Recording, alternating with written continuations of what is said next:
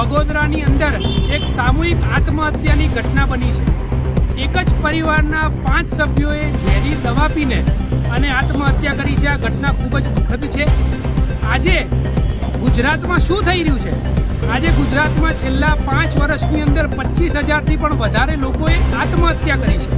છેલ્લા 15 મહિનાની અંદર 17 પરિવારો એવા છે કે જેમને ફાઇનાન્શિયલ ઇનઇક્વાલિટી આર્થિક સંકળામણના લીધે આત્મહત્યા કરી છે। ત્યારે આ આત્મહત્યાઓને ઝઘડાની અંદર એને ફેરવી દેવામાં આવે છે, ઝઘડામાં ગણાવી દેવામાં આવે છે, પરંતુ હકીકત એ છે કે આ પરિવારો જે છે એ ફાઇનાન્શિયલ ઇનઇક્વાલિટી અને ઇનસિક્યોરિટીના કારણે આ લોકો આત્મહત્યા કરી રહ્યા છે।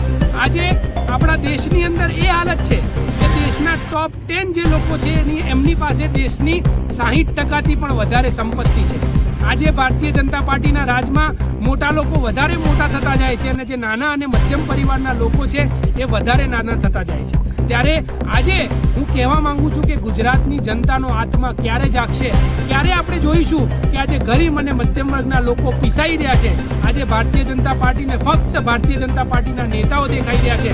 આપણા બંધારણમાં એવું કહેવામાં આવ્યું હતું કે આપણે ભારતના લોકો, પરંતુ ભારતીય જનતા પાર્ટીનું એ સ્લોગન છે કે અમે ભારતીય જનતા પાર્ટીના નેતાઓ। આજે હું ભારતીય જનતા પાર્ટીને કહેવા માંગુ છું કે તમારે રાજમાં આજે મધ્યમ અને ગરીબ વર્ગના લોકો પીસાઈ રહ્યા છે, તમે એમને પીસી રહ્યા છો, તમે એમનું ધ્યાન નથી રાખી શકતા, પરંતુ હવે ગુજરાતની જનતા જાગી છે અને આગામી સમયમાં ગુજરાતની જનતા ભારતીય જનતા પાર્ટીને જાકારો આપશે અને એક એવી પાર્ટીને લાવશે કે જે ખરેખર આ દેશની ચિંતા કરતા હોય, જે ખરેખર ગુજરાતીઓની ચિંતા કરતા હોય અને જે ખરેખર આ દેશના લોકો માટે કંઈક કરી છૂટવાની ભાવના રાખતા હોય। ધન્યવાદ।